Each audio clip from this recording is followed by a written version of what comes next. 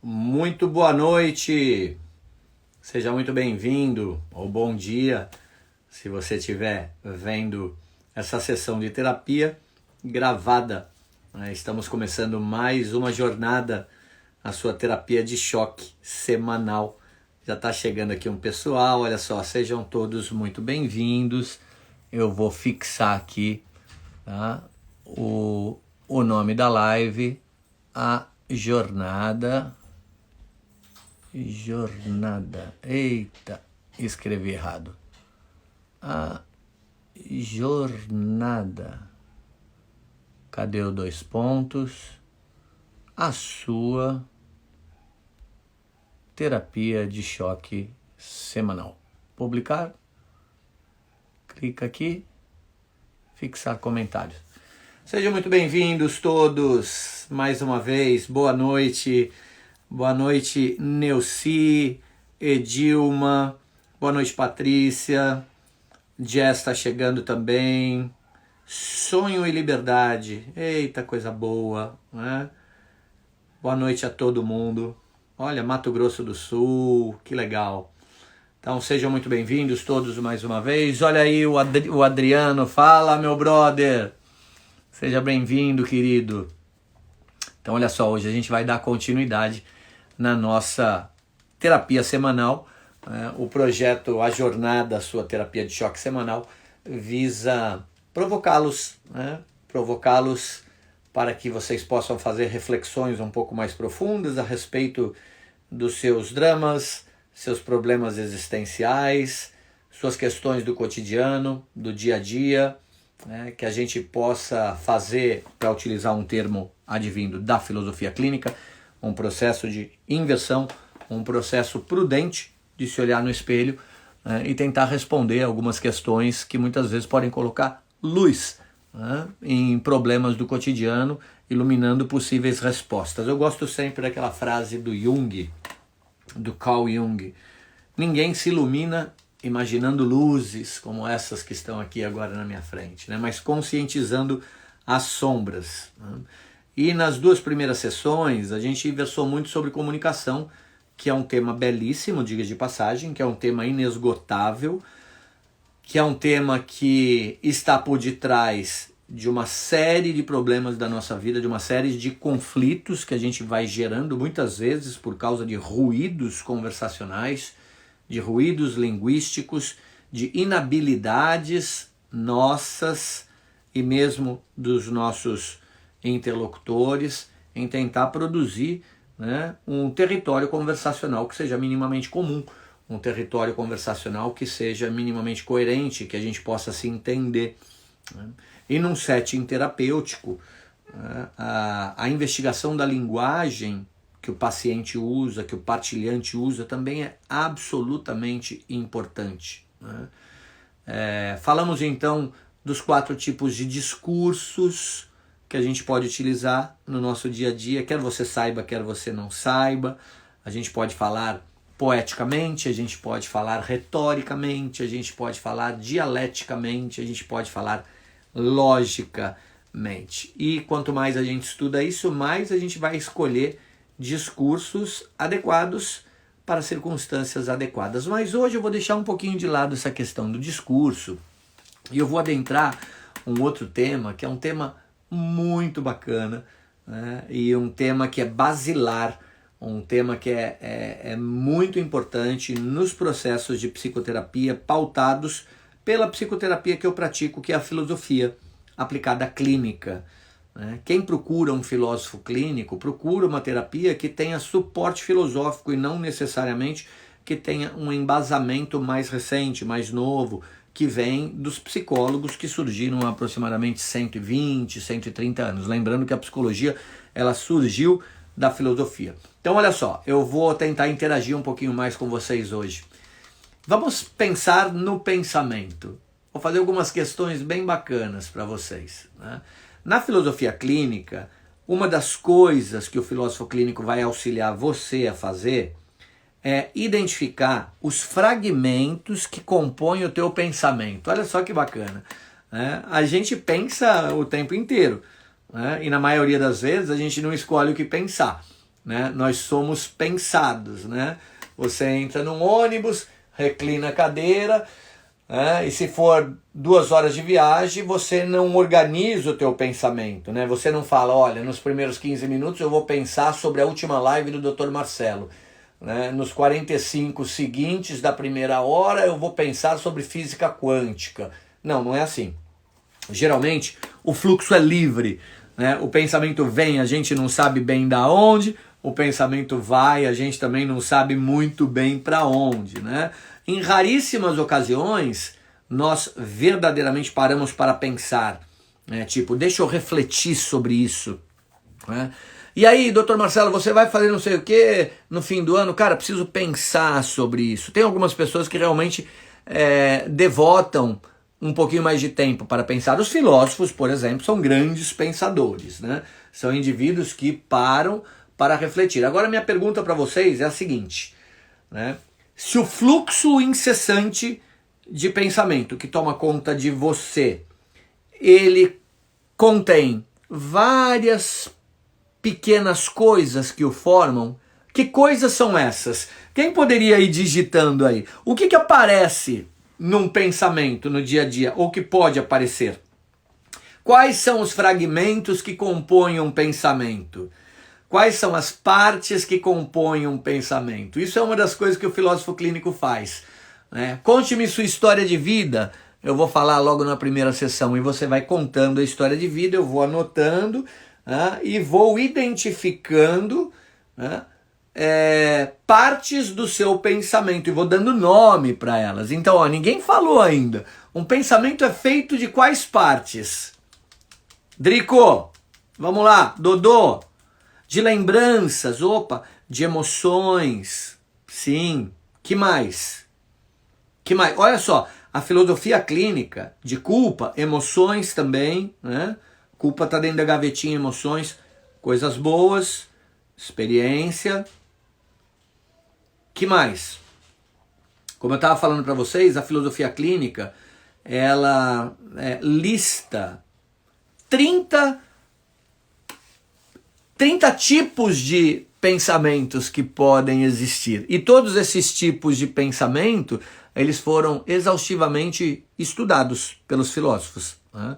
Você vai estudar filosofia, você vai ver que todos eles já se devotaram a cada uma dessas 30 gavetinhas que o filósofo clínico vai ficar observando, né, que aparecem no teu relato. Olha só, preocupações, planejamentos, né?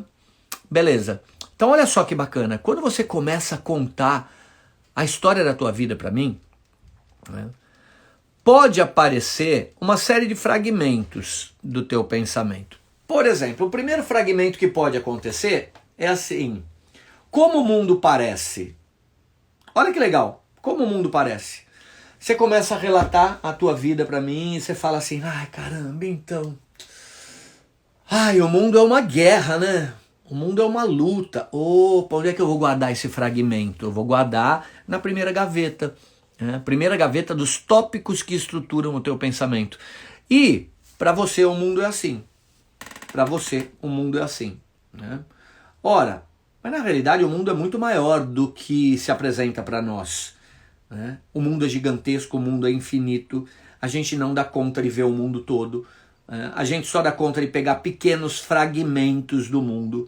E muitas vezes a gente se vicia em sempre pegar o mesmo fragmento do mundo, e os anos vão passando e a gente não percebe que a imagem que a gente tem do mundo é uma imagem muito restrita daquilo que a gente consegue observar do mundo. Ora, uma psicoterapia, ela tem, entre outras coisas, o objetivo de fazer com que a tua visão do mundo, ela se amplie. E muitas vezes o psicólogo, o psicoterapeuta, o filósofo clínico, ele tem que provocar você a tentar expandir a tua capacidade perceptiva, o teu horizonte de consciência, para que você consiga enxergar coisas que estão no mundo, mas que você muitas vezes não enxerga porque não está atento, não enxerga porque não quer enxergar, não enxerga porque se habituou a ver sempre aquele mesmo modelo, né? E aquele mesmo modelo pode ir conduzindo a tua vida, pode ir condicionando a tua vida. Olha só que interessante. Os escolásticos, que eram um grupo de filósofos que viveram ali na Idade Média, lá pelos anos de 1200, 1300, eles falavam que existiam 4 transcendentes, 4 coisas que estão além da nossa compreensão, que são transcendentes a esse mundo, e eles chamavam esses transcendentes de o unum, o bonum, o verum e o pulcrum. Olha só que bacana. Eles falavam que existe uma unidade e essa unidade cabe a nós tentar encontrar. E quando a gente fala como o mundo é, muitas vezes a gente está falando de um pedacinho desse unum, muito pequenininho, e que você toma pelo todo. O bonum, que é a bondade. Eles acreditavam que a bondade é uma das formas da realidade. O verum, a verdade, e o pulcrum, que era a beleza. Fiquemos só na unidade. O professor Olavo de Carvalho, ele define filosofia de uma maneira muito bonita. Ele tem uma definição enigmática. Ele fala: a filosofia é a busca da unidade da tua consciência na unidade do conhecimento e vice-versa. A unidade do conhecimento na unidade da tua consciência. Olha só que coisa bacana. Então o filósofo ele vai estar sempre buscando a unidade. E para buscar a unidade, sempre o mundo vai parecer, aos olhos do filósofo, cada vez mais complexo. Ora, se você vem para uma terapia, e a terapia ela consegue ampliar a tua capacidade de ver o mundo, você já tem ganhos substanciais. Porque muitas vezes, como eu falei para vocês, a gente tende a ver pequenos fragmentos do mundo e tomar esses pequenos fragmentos do mundo como se fosse o mundo como um todo. E daí podemos incorrer em juízos inadequados do mundo e das pessoas que fazem parte do mundo, juízos inadequados de nós mesmos.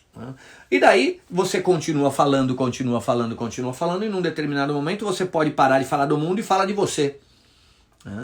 O pensamento também pode apresentar fragmentos que dizem respeito a você. Olha, um pensamento é formado também pela imagem que você tem de você mesmo. Não só a imagem que você tem do mundo, mas a imagem que você tem de você mesmo. Tipo, então, olha, eu sou uma pessoa meio introspectiva, sabe? Eu sou uma pessoa meio introspectiva. Comigo também é preto no branco. Opa, olha só, essa pessoa está falando como ela acha que ela é. Nem todo mundo que vem, nem todo mundo que vem para uma terapia tem uma imagem clara de si mesmo. Muitas pessoas vêm para uma terapia e falam do outro. Falam do maridão, falam do filho, falam do mundo, falam da Dilma, falam do Bolsonaro, falam do Trump, falam de todo mundo, mas não falam de si. Não tem uma visão coerente de si. E daí eu lembro de uma pintura muito bonita feita pelo Rafael Sanzio, que está num afresco lá no Vaticano, que é a pintura das 4 virtudes cardeais. E a primeira das maiores virtudes é a prudência. E ela foi representada pelo Sanzio, pelo Rafael Sanzio, como uma mulher muito bonita que está sendo amparada por 2 anjos, e um anjinho está trazendo uma luz atrás dela e o outro está trazendo um espelho. Olha que bacana, né? Esse espelho, vai refletir a prudência como se ela estivesse se olhando para dentro de si, tentando se conhecer. Então olha só que bacana, pessoal. Eu acabei de perguntar quais partes que fazem parte do pensamento de vocês. Ora, o pensamento ele pode ser composto por infinitas partes e a gente precisa saber quais são essas partes. Como o mundo parece, pode compor o teu pensamento. E seria bacana você ampliar a tua percepção de mundo para você não ficar sendo vítima da tua restrição perceptiva do mundo. Como você vê a si mesmo, também pode ser mais ampliado, porque você pode passar a se conhecer melhor você pode passar a entender melhor as suas questões, como é que você funciona, como é que você responde aos estímulos do mundo.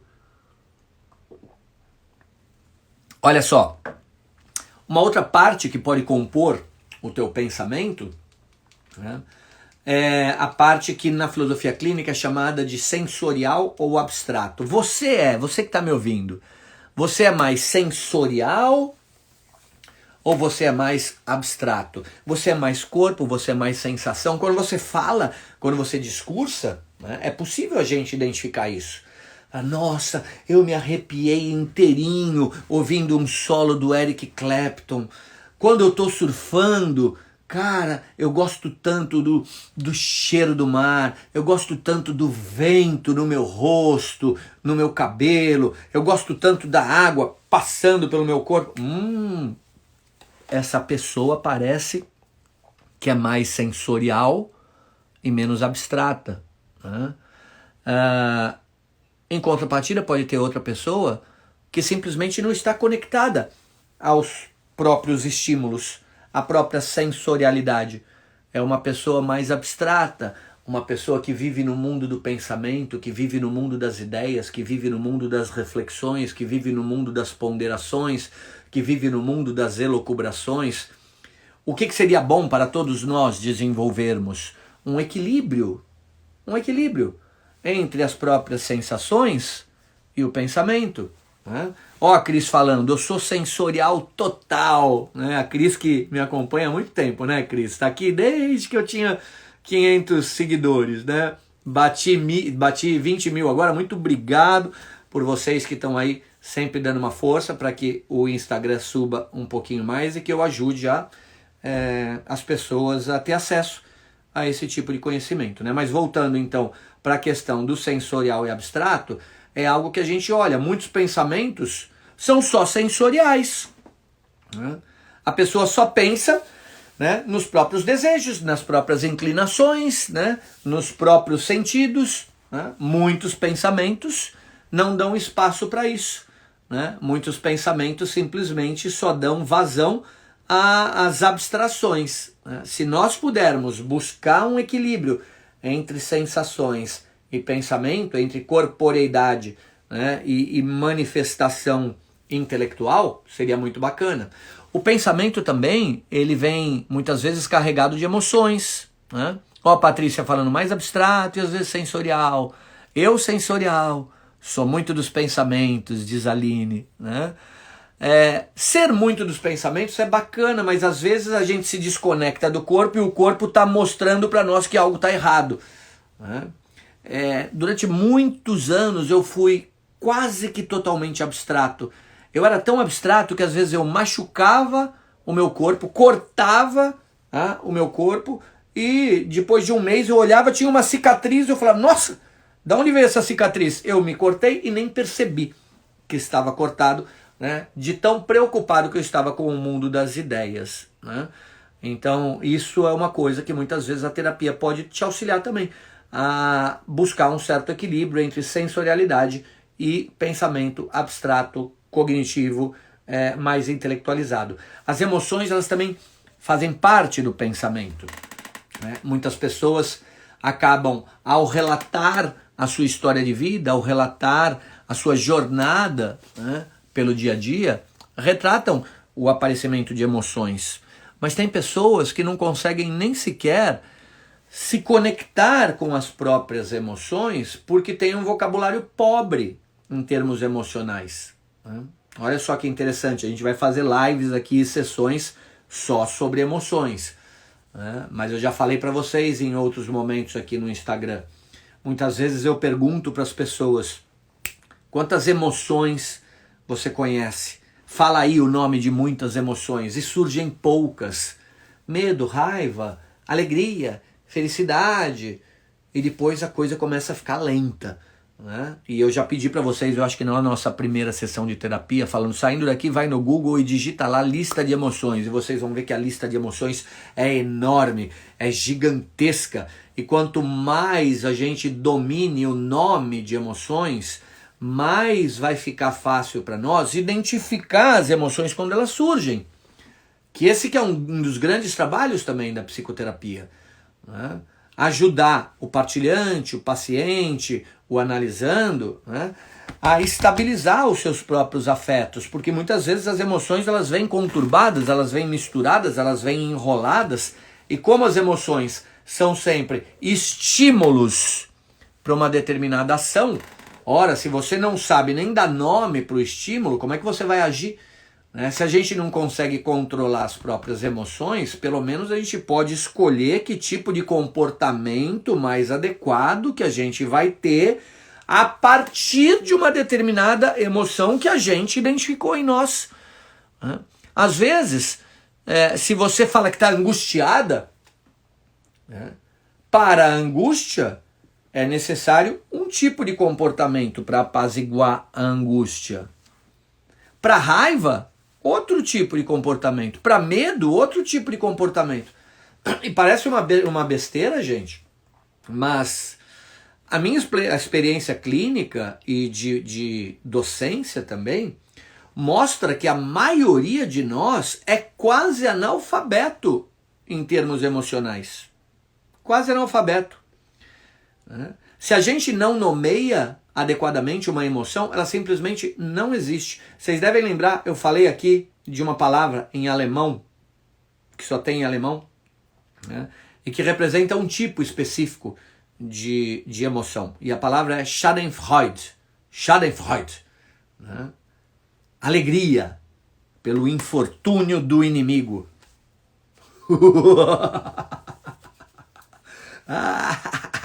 Alegria pelo infortúnio do inimigo. Né? Olha só que interessante. Né? Todo mundo já deve ter sentido um pouquinho. Né? É um tipo bem diferente de alegria, né? E não tem nada a ver com aquela alegria que a gente tem quando encontra um grande amigo, sabe? Ou quando recebe uma promoção. Não, é uma alegria diferente. Né? É uma sensação diferente. Agora que vocês sabem, né, se vocês sentirem alegria pelo infortúnio do inimigo, vocês já sabem falar, isso é Schadenfreude, é isso que eu estou sentindo. Olha, pais precisam educar emocionalmente os seus filhos, eles precisam ajudar os filhos a identificar, a dar nome para os afetos, a dar nome para as emoções, para que eles possam agir melhor a partir das emoções e não com emoções. Faz sentido isso? No Brasil, o Schadenfreude, ele está gradativamente sendo transmutado naquilo que convencionou-se falar. Chupa, meu! O Coringão perdeu, chupa! Isso é Schadenfreude. Se você é palmeirense e o Coringão perdeu, você está muito alegre com o infortúnio do teu, entre aspas, inimigo. Olha só, Thaisa, como é importante passar essa reflexão sobre as emoções para os nossos filhos. Ajuda demais no processo de amadurecimento. Uma pena eu ter ouvido isso agora, mas feliz pelo meu filho ter isso. É verdade. Né? Um grande amigo meu também, o Maurício, chegando aqui falando da Danuca Live. Seja bem-vindo, meu querido. Super importante a gente trabalhar a questão dos afetos com os nossos filhos. Né? Se nós mesmos muitas vezes temos dificuldade de nomear o que a gente está sentindo, imagine uma criança. Né? Imagine uma criança. Então a gente precisa estar trabalhando o tempo inteiro. Fala, filho, conta para mim, né? Qual é a sensação? Conversa comigo. Né? E devagarzinho a mãe vai falando, filho, isso que você está sentindo talvez seja inveja. Mamãe vai te explicar da onde nasce a inveja, como que a inveja pode muitas vezes nos mover para o bem e não necessariamente para o mal. Né? Você está querendo uma coisa que você não tem, você está admirando uma coisa no outro que você não tem. Né? Muitas vezes a inveja pode contaminar a gente a ponto de nós querermos o mal daquela outra pessoa que tem coisas que a gente não tem. Mas a gente pode usar bem a inveja para chegar e falar, uau, eu quero ser como ele, eu quero ser tão habilidoso como ele. Olha só, eu o invejo. Né? Só que é uma inveja boa, uma inveja do bem. Enfim, um pensamento também pode ser carregado de uma série de emoções. Né? Um pensamento também pode muitas vezes, e muitas vezes, e apresenta muitas vezes fragmentos daquilo que na filosofia clínica a gente vai chamar de prejuízos ou de preconceitos. E olha só a subversão do politicamente correto, o que faz com alguns termos, né? Ah, você é um preconceituoso, né? Você é um preconceituoso. Gente, todo mundo que está aqui nessa live agora, nessa sessão de terapia, é preconceituoso. Todo mundo. Isso não é necessariamente ruim, não. O preconceito é uma das partes de todo e qualquer pensamento saudável, de todo e qualquer pensamento são, de todo e qualquer pensamento que seja minimamente ético. O que é um pré-juízo? O que é um pré-conceito?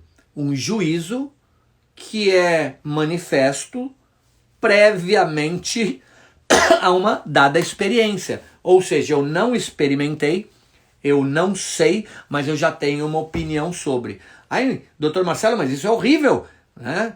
Para você ter uma opinião sobre alguma coisa, você precisa estudar essa coisa, você precisa se aprofundar nessa coisa. Isso é uma meia-verdade. Porque olha só, como eu falei para vocês, né? O mundo é gigante, o mundo é infinito, o mundo é enorme e a gente tá no mundo, né? E a gente é finito, a gente é pequenininho, né? E a finitude precisa transitar no meio da infinitude. E se essa finitude quiser conhecer todos os aspectos da infinitude para só depois agir, essa finitude vai ficar paralisada. Então a gente vai ter que muitas vezes ir lançando conceitos, juízos, opiniões, mesmo antes de experienciar uma coisa. Doutor Marcelo, você está muito confuso, eu não estou entendendo nada. Meu filho tem 17 anos. Meu filho ainda não está plenamente maduro. Meu filho ainda não tem uma profissão. Meu filho ainda não domina uma segunda língua que eu gostaria que ele dominasse. Meu filho ainda tem muita coisa para aprender. Meu filho ainda precisa pensar seriamente o que ele quer da vida. Eu não gostaria que o meu filho tivesse um filho agora, se apaixonasse e engravidasse uma menina. Isso vai ser muito ruim. Doutor Marcelo, como é que você sabe, né, se isso ainda não aconteceu? Por puro preconceito. Por puro prejuízo. Né? E esse é um prejuízo bom, viu? E acreditem, né? Vocês também acham isso. Né? Quem aqui em sua consciência vai falar, nossa, não vejo a hora da minha filha de 15 anos engravidar. Não vejo a hora. Não vejo a hora do meu filho imaturo que é, né, constituir uma família. Não. Tem preconceitos que são absolutamente bons, né? Absolutamente maravilhosos. Conceitos feitos previamente à experiência e que você tem certeza de que são bons. Ou seja, o pensamento da gente também pode ser composto desses tópicos que a gente chama de preconceito. É claro que existem alguns preconceitos que são nefastos, que são ruins, que segregam pessoas, que dividem grupos, que isolam seres humanos, e esses preconceitos eles precisam ser combatidos. Né? O racismo, que tanto se fala, muitas vezes se hipertrofia isso, né, no seio de algumas instituições, né? Mas pensamentos também são compostos de tópicos, né, que representam preconceitos e prejuízos. Né? O nosso pensamento também ele pode ser habitado por termos soltos, que a gente chama de termos agendados no teu intelecto. Termos agendados no teu intelecto. O que é um termo agendado no intelecto? Uma palavra ou uma frase grudenta, que grudou ali no teu cérebro e que se manifesta no teu pensamento e que pode ser inócuo, que pode ser nefasto e que pode ser bacana pra caramba. Né? Eu tenho um familiar, né, que desde quando eu o conheço, ele fala, nossa, mas na escola eu não entendia nada. Eu sempre fui muito burrinha, sabe? Eu tenho uma dificuldade de guardar as coisas. Minha memória é tão fraca, sabe? Foi sempre assim, a minha memória é tão fraca. Eu vi essa pessoa falar esses termos a vida inteira. Isso é um termo agendado no intelecto. E os termos agendados no intelecto muitas vezes podem ajudar você a se constituir, né? A criar a tua identidade. E dependendo dos termos que você está guardando no teu intelecto, isso pode ser horroroso para você. Essa pessoa que falava e continua falando isso, né? Minha memória é horrível, eu não lembro de nada, eu leio algumas coisas e logo depois esqueço. A única coisa que ela não esquece é isso, de se autodenegrir, né? A única coisa que ela não esquece é isso, né? De lembrar que ela tem dificuldade de lembrar, né? E isso, de certa maneira, vai criando a nossa realidade fenomenológica, né? A nossa verdade interna, né? Existe uma verdade interna? Existe uma verdade interna que é tua. A maneira como você se constituiu, a maneira como você estruturou o teu pensamento, a maneira como esses fragmentos de pensamento estão conectados no teu pensamento que formam, né, o teu senso de identidade. Então olha só que pergunta que eu estou tentando responder aqui para quem chegou mais tarde, do que é feito o pensamento. De quais fragmentos que um pensamento pode ser constituído, né? Quando pensamos durante o dia, quando pensamos durante a semana, quando pensamos durante o mês. Pensamos porque pela nossa cabeça vão passando tópicos, vão passando fragmentos. Como o mundo parece, o que eu acho de mim, o tópico sensorial ou abstrato, emoções, prejuízos e preconceitos, termos que são agendados no intelecto. E olha só, tem muita gente que fala, para que eu vou em psicólogo? Eu sei de mim mesmo. Eu sei de mim mesmo. Como é que o outro vai saber mais do que eu? Bom, primeiro, o psicólogo não faz isso, né? Ele não vai saber mais de você do que você, mas ele pode ajudar você a se conhecer melhor, né? Ele pode, a partir, né, do início da sabedoria, que é a definição correta dos termos que a gente usa, fazer com que você organize melhor o teu pensamento, organize melhor as tuas emoções, organize melhor os teus afetos. Olha a Renata falando, hoje estava com pensamentos bem ruins, tenho buscado logo ações práticas para não dar ouvido aos pensamentos que só me trouxeram fraqueza. Beleza, você percebeu isso, né? Estou com pensamentos ruins, né? E preciso fazer alguma coisa para isso, preciso de alguma maneira gerir os meus pensamentos, né? O pensamento ele pode ser constituído também por termos, né?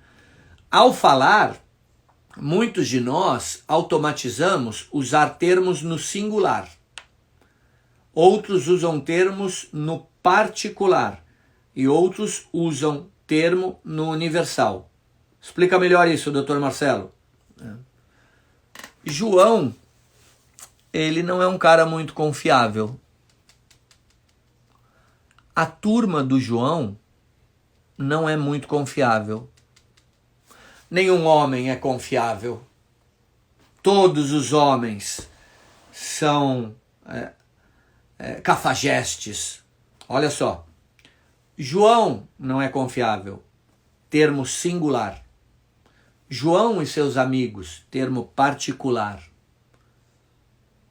Todos os homens. Termo universal. Sabia que muitas vezes problemas de âmbito psicológico estão contidos num certo automatismo de uso de termos que pode restringir a tua capacidade de perceber o mundo, né? Uma mulher, por exemplo, que tenha tido, né, a má sorte de casar com 3 homens e os 3 a traíram e a trataram mal, né, pode muito bem universalizar, né, as suas dores. Todos os homens. Só que assim, quantos homens passaram pela vida dela? 3. Né? 3 homens. E quantos homens existem hoje no mundo? 5 bilhões. E sabe o que pode ter acontecido?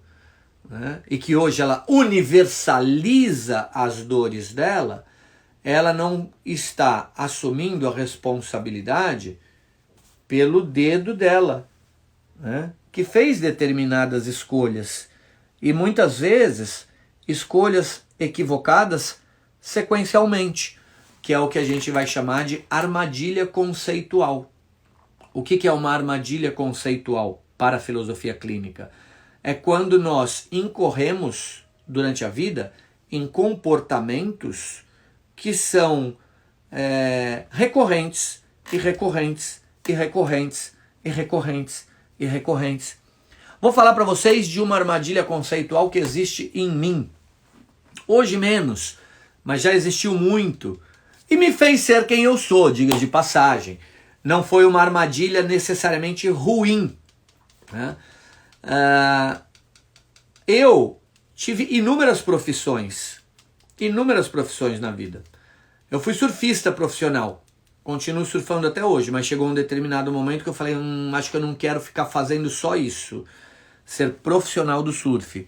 Daí eu fui ser mergulhador profissional, dos bons, viu? Dos bons. Cheguei no topo da profissão, abandonei a profissão. Vou fazer educação física.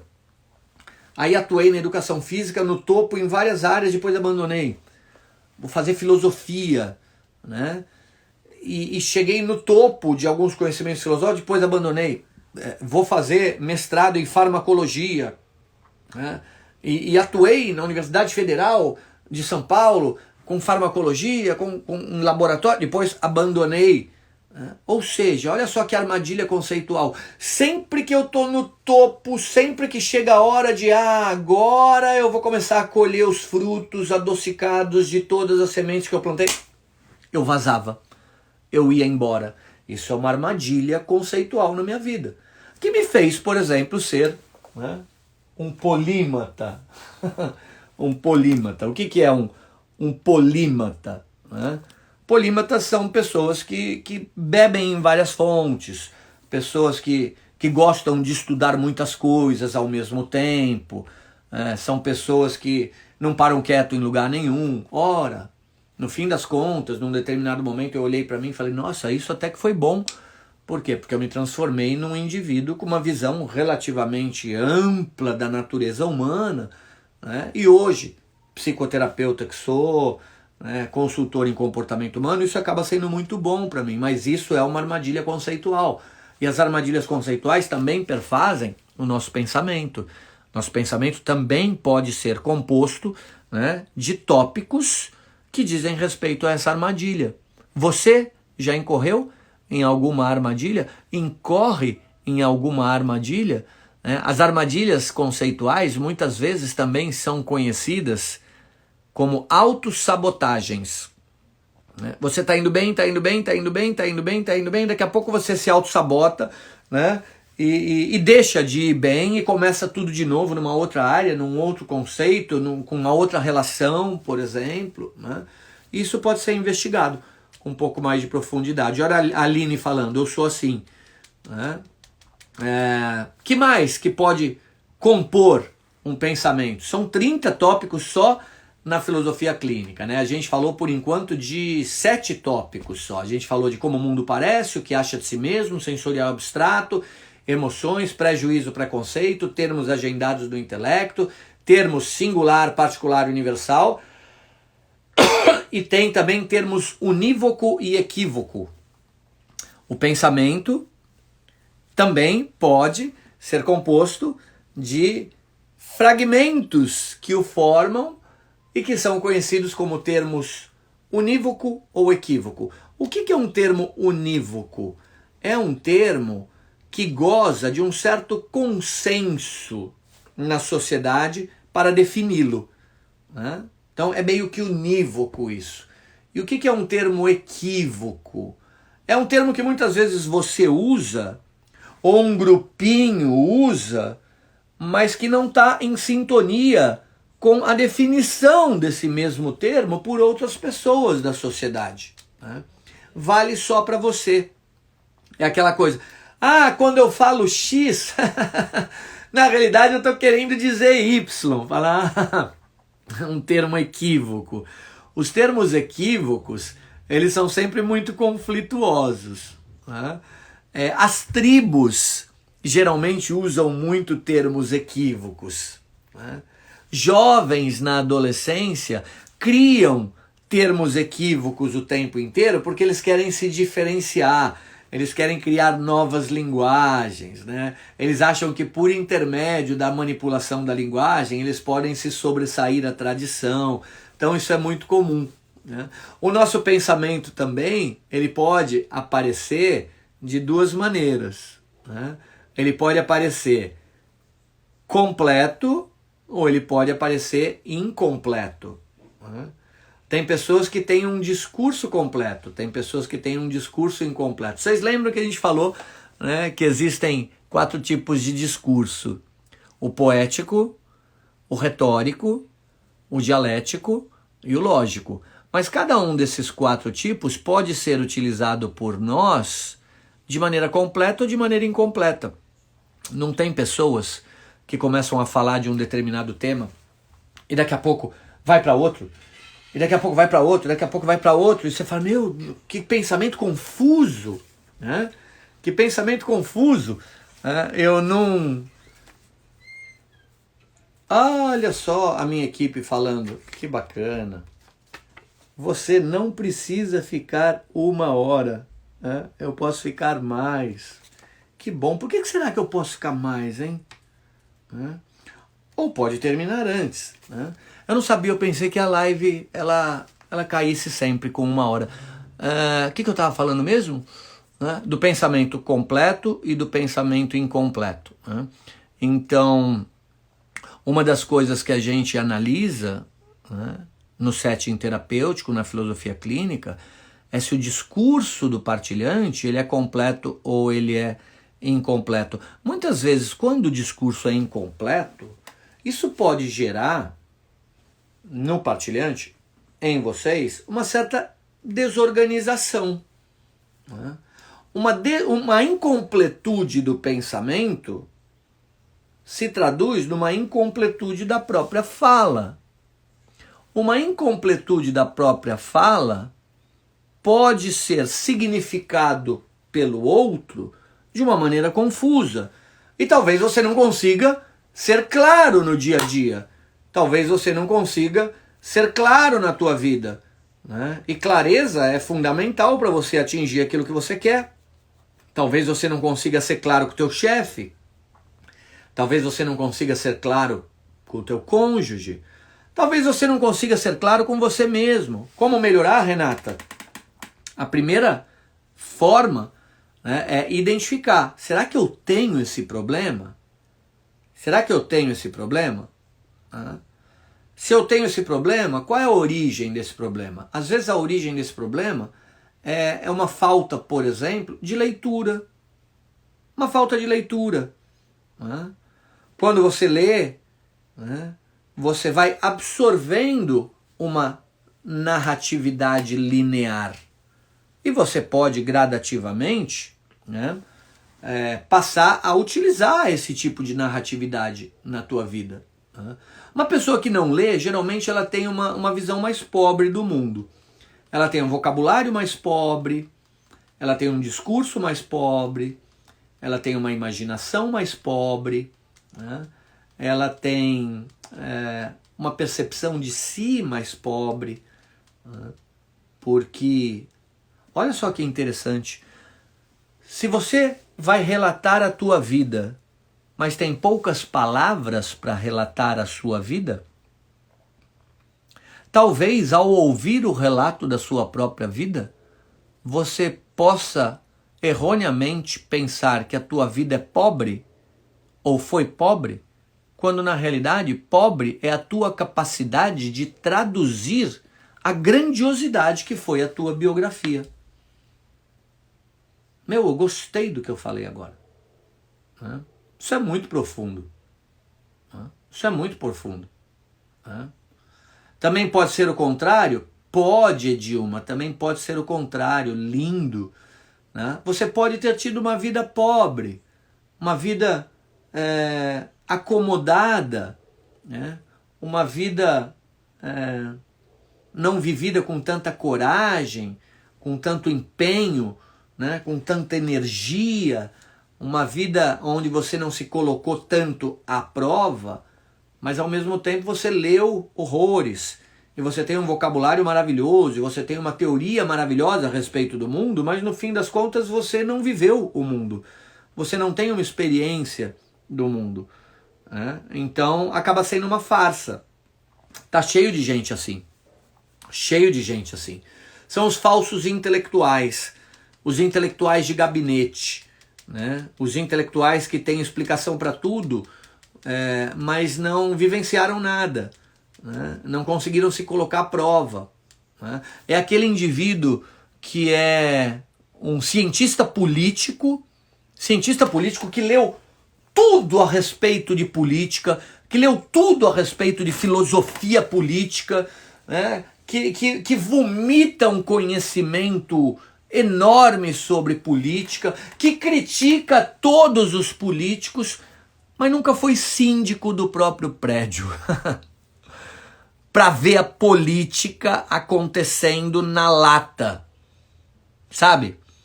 Aliás, eu tenho um amigo, Herbert Passos Neto, né? Um cara maravilhoso, diga de passagem, sigam ele faz todos os dias análises políticas e da contemporaneidade de uma maneira muito perspicaz. Né? Herbert Passos Neto. Né? E ele fala o seguinte, se você é um pai que está tendo problema com o seu filho por divergências políticas, né? Leve o seu filho para uma reunião do condomínio. Leve o seu filho, né? Porque geralmente você pode ter aí um moleque de 15 anos, marxista, né? E que fica defendendo, né, ideias políticas meio abstratas, né? E acredita que tem resposta para tudo. Leve o pirralho, né, para uma reunião de condomínio, para ele ver a política na prática. Na prática. Deixa eu ver o que a Vanessa falou aqui. A experiência vivida e sentida na pele é bem diferente da lida nos livros. É claro, isso não desmerece os livros. Né? Porque assim, você pode ter só o conhecimento dos livros. O outro pode ter só o conhecimento da experiência. Mas se tiver alguém com o conhecimento dos livros e com o conhecimento da experiência, aí, né, a coisa fica muito boa. Olha só, a Luma está falando, quem não mora em condomínio, né, pode vir para o meu.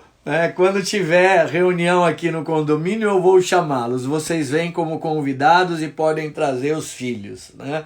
Isso é uma baita de uma lição de humildade, né? Para aqueles que acham que a teoria ela basta para tudo. Né? Que mais que a gente pode analisar? A gente pode analisar no pensamento da pessoa, né, que vai ser ofertado no seu discurso, se existe alguma busca. Buscas também habitam o pensamento. Buscas. O que você busca hoje? Coloca aí, pessoal, quem está aqui na sessão de terapia. O que você está buscando na tua vida? Existem buscas pequenas, existem buscas médias, existem buscas existenciais, transcendentes, gigantescas. Né? Existem pessoas que falam que têm determinadas buscas, mas não se movem por elas. Né? A busca também faz parte do pensamento, também faz parte, né, do discurso, pode fazer parte do discurso de uma pessoa. Né? Caramba, eu busco ser uma pessoa melhor, tá? Eu busco fazer uma pós-graduação, tá? Eu busco desenvolver o hábito da leitura, eu busco ter uma vida religiosa um pouco mais satisfatória, mais honesta, eu busco ser um bom pai, né? Eu busco ser uma boa mãe, eu busco resgatar o meu casamento, eu busco ter harmonia familiar e ser feliz, né? E olha só que interessante, a busca nem sempre te move. Isso não significa que ela não é legítima. Às vezes a busca é absolutamente legítima. Legítima. É uma busca tua, mas ela não está te movendo, ela não te impulsiona. Por quê? Porque alguma outra parte do teu pensamento pode estar em conflito com ela. Isso é o que na filosofia clínica a gente vai chamar de choque tópicos. A gente já viu que as emoções fazem parte do pensamento, ou podem fazer parte do pensamento. A gente já viu que a busca pode fazer parte do pensamento. Mas sabia que algumas emoções podem impedir, né, a movimentação em busca daquilo que você quer? O medo, por exemplo, né? A sensação de apequenamento que você tem, uma baixa autoestima, que pode impedir você de se colocar à prova. E se colocando à prova, você estaria no caminho da busca. Crenças limitantes também. Prejuízos, né, Luma? Prejuízos, preconceitos, conceitos prévios, juízos prévios, que podem sim, né, se transmutar ou ser eles mesmos crenças limitantes, né?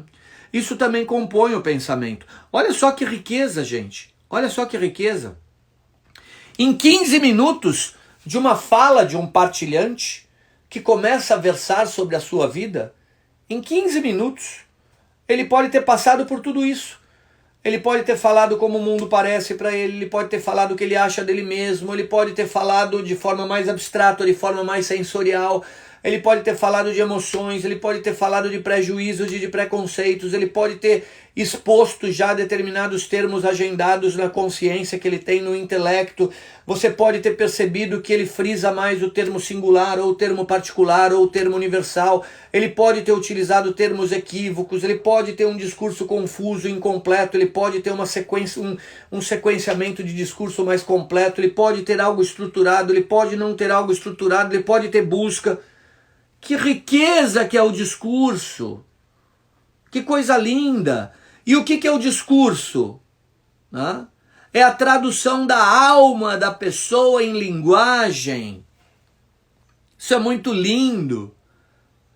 Quando uma pessoa fala, ela está entregando a alma para você. E é uma pena que muitos de nós temos o péssimo hábito de cortar a alma da pessoa em milhões de pedaços enquanto ela está ofertando a dita cuja para nós. Olha que loucura, né? A linguagem é a tradução da alma, né, em símbolos e signos. E quando eu falo alma aqui, gente, não é a alma cristã, né? Não é a alma da religião, não é a alma que vai encontrar com o nosso Senhor Jesus Cristo quando a gente morrer, não é essa alma que eu estou falando. Eu estou falando alma com alusão a psique, né? Psique, que foi traduzido, psique do grego, que foi traduzido por alma, pensamento. Para os gregos antigos, o pensamento era chamado de alma. Né? Então, assim, é muito profundo, Edilma, é profundo pra caramba isso, e assim, no fim das contas, me perdoe, eu vou usar um termo esdrúxulo aqui, mas eu acho que ele está didaticamente contextualizado. A maioria de nós está cagando para a alma do outro. É terrível isso. Por isso que muitas vezes já é extremamente terapêutico você procurar um psicólogo, um psicanalista, um filósofo clínico que simplesmente vai te ouvir sem fazer uma pergunta, e você vai falar por 1 hora consecutiva sem ser interrompido. Provavelmente vai ser a primeira experiência que você teve na tua vida de falar 1 hora ininterruptamente sem ser interrompido. Que desgraça essa, né? Que nós temos, né?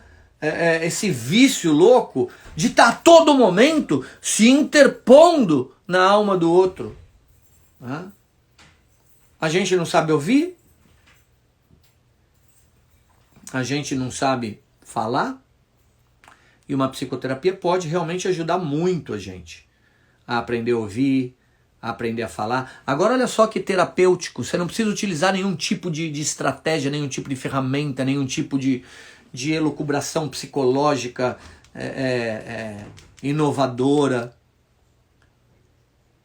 Quando você fala com a intenção de ser claro para um outro que verdadeiramente te legitima, que verdadeiramente te ouve, que verdadeiramente está interessado naquilo que você está falando, você se esforça para organizar no teu pensamento todos esses tópicos que a gente está falando aqui. Todos eles. E na medida que você se esforça por organizar e não é interrompido na organização, para quem que você, no fundo, está organizando a vossa alma? Para você mesmo. Para você mesmo. Quantas vezes eu já conduzi sessões de filosofia clínica que eu não falo absolutamente nada e no fim da sessão a pessoa fala: Dr. Marcelo, muito obrigado, essa sessão foi maravilhosa. Falei nada. Não falei, não dei opinião, não dei conselho, não dei ajuda, não fiz nenhum tipo de intervenção, nada. Não que toda terapia tenha que ser assim, mas em algumas sessões é necessário o silêncio. Em algumas sessões é necessário, né, você dar voz à alma do partilhante, até para você poder auxiliá-lo a identificar todos esses tópicos que compõem a estrutura de pensamento de cada um de nós. Hoje, para vocês terem uma ideia, a gente chegou até o tópico 11. Mas um pensamento, ele ainda pode ser composto por paixões dominantes, comportamento e função, espacialidade, inversão, recíproca de inversão, dados de semiose, significado, axiologia, valores, epistemologia, expressividade, papel existencial. Tem uma infinidade de coisas que estão presentes no nosso pensamento e que nós desconhecemos, porque nós não damos nome para esses fragmentos. A partir do momento que a gente vai dando nome para esses fragmentos, a gente vai se estruturando melhor, a gente vai buscando uma certa unidade do nosso ser, a gente vai organizando, né, os livrinhos na nossa prateleira. Olha só, imagina que essa é a nossa prateleira da alma. A gente vai organizando tudo. Organizando tudo. Aí depois de um ano você sai da terapia, né, com a tua biblioteca toda em ordem.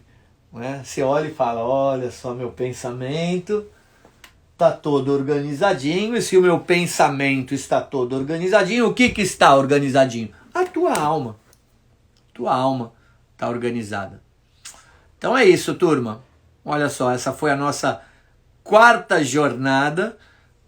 Eu queria agradecer muitíssimo a presença de todos vocês mais uma vez aqui. Esse é um projeto, e o senhor é bem organizado, aí Dilma falando: sou super bem organizado.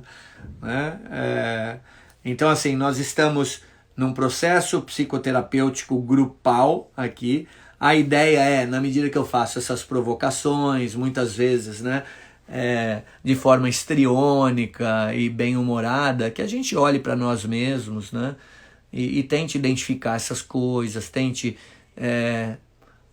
nos reconciliar com a complexidade da vida, com a complexidade da nossa alma, com a complexidade das relações, para que a gente não tenha uma abordagem simplista, simplória, pobre, apequenada, né, uma visão tacanha do mundo, tacanha de Deus, tacanha, né, desse mundão gigante, e que precisa, né, que a gente se esforce cada vez mais para buscar o unum, a unidade, o verum, a verdade, o bonum, a bondade, e o pulcrum, que é a beleza. 4 coisas que as escolas nem sequer citam para os nossos filhos, 4 coisas que as novelas da Rede Globo e a Malhação ogerizam e querem destruir, e que são 4 coisas talvez que possam resgatar aquilo de mais bonito que existe na nossa própria existência, no nosso próprio âmago. Beleza, turma? Beijo grande.